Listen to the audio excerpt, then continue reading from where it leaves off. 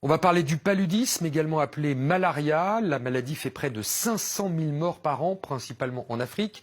La situation est d'autant plus préoccupante que depuis plusieurs années, les parasites développent des résistances aux molécules antipaludiques et les moustiques craignent de moins en moins les insecticides. Aujourd'hui, aucun vaccin n'est disponible et pourtant, on sait depuis très longtemps qu'une plante soigne efficacement la maladie.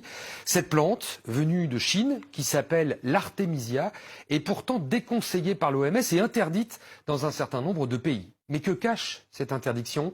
Peut-être les intérêts financiers des laboratoires pharmaceutiques qui ont fait de la malaria un business. En Afrique, justement, des chercheurs mènent des études de terrain pour prouver que l'artémisia est efficace et sans danger.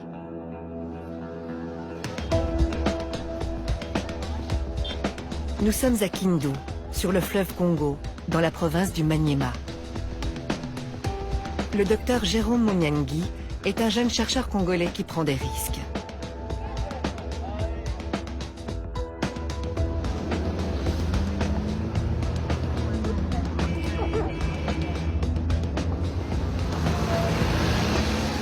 Après 3 heures de piste, le docteur Munyangi est accueilli comme l'enfant prodige dans son village natal.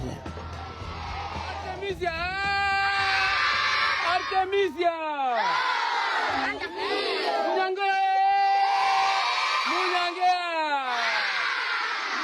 Les écoliers font la fête à l'homme qui les débarrassera peut-être de la malaria.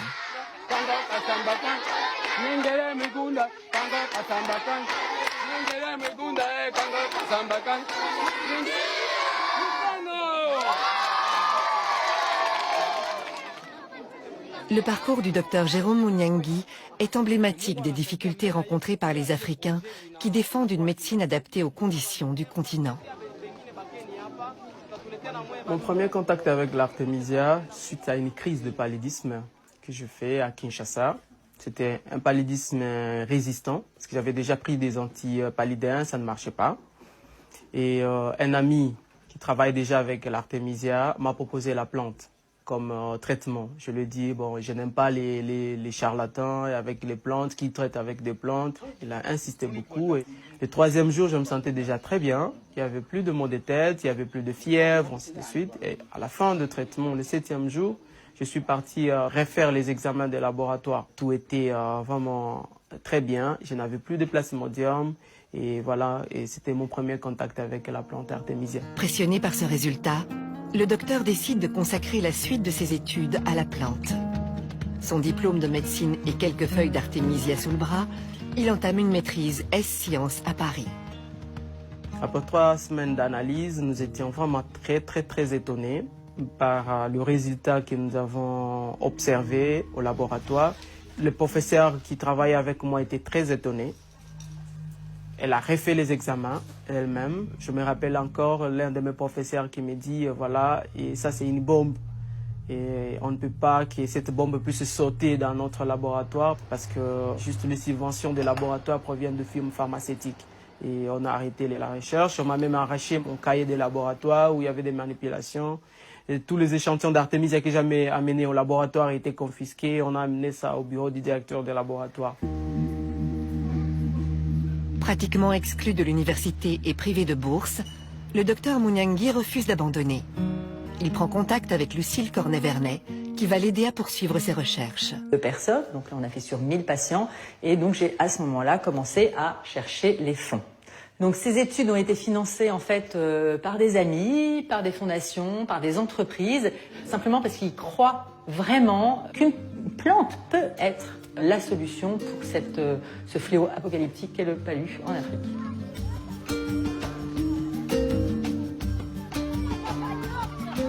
Une fois le financement acquis, le docteur débute l'étude au Maniema.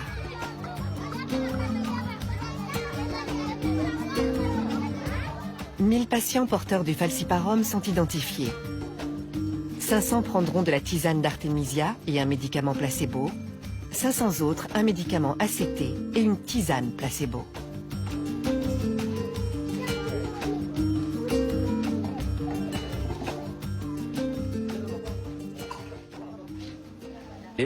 Et la tisane, les deux avaient un bon résultat clinique.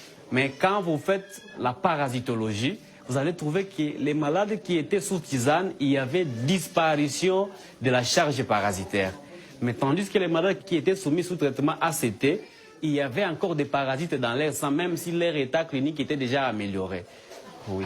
Les résultats sont en effet spectaculaires. Alors que les médicaments ACT sont jugés efficaces à 80%, la tisane affiche un score de 97%. Et sans effet secondaire, contrairement aux médicaments.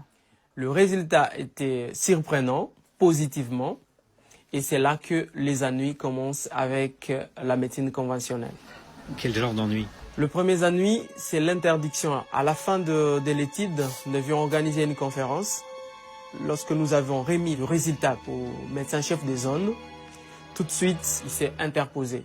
Il a dit « J'interdis, cette conférence n'aura pas lieu et je préfère que Jérôme puisse se taire et pas communiquer ses résultats à la population. » Ils ont vu que la tisane avait un meilleur résultat que les ACT et on nous a fait montrer que les différentes firmes pharmaceutiques risquent de couper leur appui. Et on a trouvé qu'il y avait orgueil, on m'a démis de mes fonctions. À votre avis, d'où viennent ces ennuis? À mon avis, les ennuis viennent de firmes pharmaceutiques. Qu'est-ce qui vous permet de dire ça? Après les publications des résultats, on a dit aux patients que voilà, la tisane était efficace et eux-mêmes l'ont observé. Et là, les patients n'achètent plus les ACT en fait. Nous devenons de plus en plus gênants.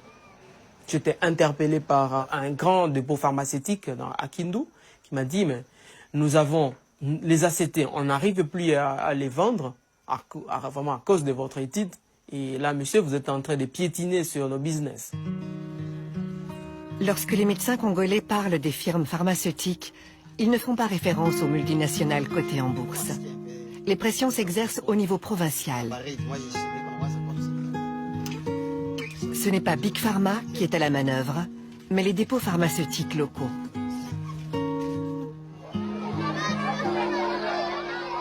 Après l'étude, les villageois adoptent la tisane dont ils ont été les cobayes. J'avais souvent la malaria avant. Mais depuis que j'ai participé à l'étude, je n'ai plus la malaria. Moi, j'ai toujours eu la malaria. Mais en prenant la tisane d'Artemisia, je me suis senti beaucoup mieux.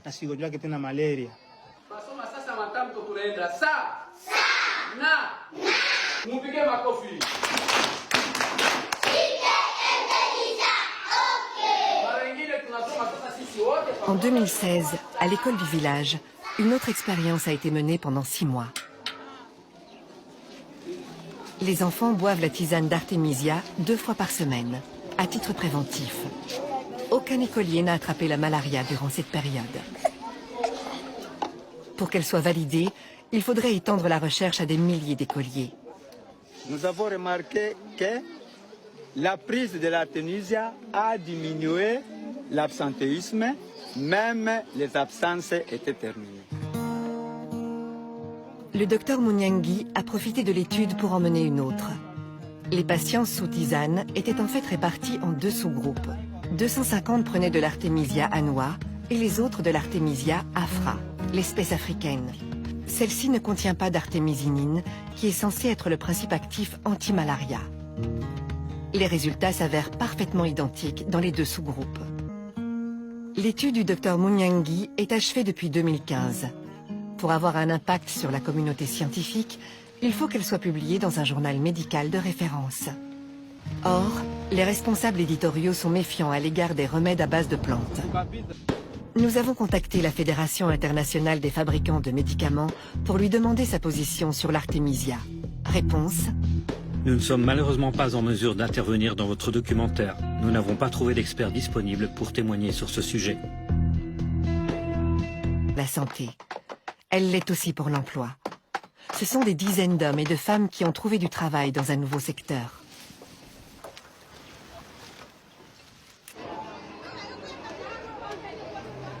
Ce qui fait le succès de l'Artemisia, c'est aussi son prix. Environ 5 fois moins cher que les médicaments recommandés. On en trouve déjà sur certains marchés. avant, on achetait des médicaments de la pharmacie. Ça coûtait très cher. Ça...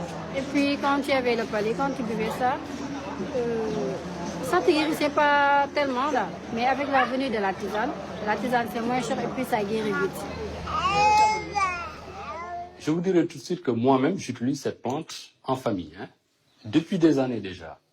Ça, c'est du point de vue personnel. Je l'ai conseillé à des collègues, des scientifiques, qui l'utilisent. Le professeur Diallo étudie l'artémisia depuis une dizaine d'années dans son laboratoire de bactériologie-virologie à l'université de Dakar. Depuis un certain moment, nous travaillons pour voir l'activité de l'artémisia afra et nous pensons que c'est une piste qui est assez prometteuse. L'Afrique a besoin des insoumis, les insoumis de la recherche. Ce qui me passionne dans tout ça, c'est de ne pas voir mes frères africains décédés de pathologies qui peuvent trouver des solutions, que d'attendre toujours que les médicaments soient fabriqués en Europe et que les médicaments viennent de l'Inde. Nous pouvons nous-mêmes, ici sur place, trouver des solutions, guérir nos frères avec des plantes qui peuvent être cultivées sur place. Si la tisane d'artémisia s'avère être l'ultime remède contre la malaria, on se demandera sans doute pourquoi tout ce temps perdu, toutes ces victimes, tout ce business.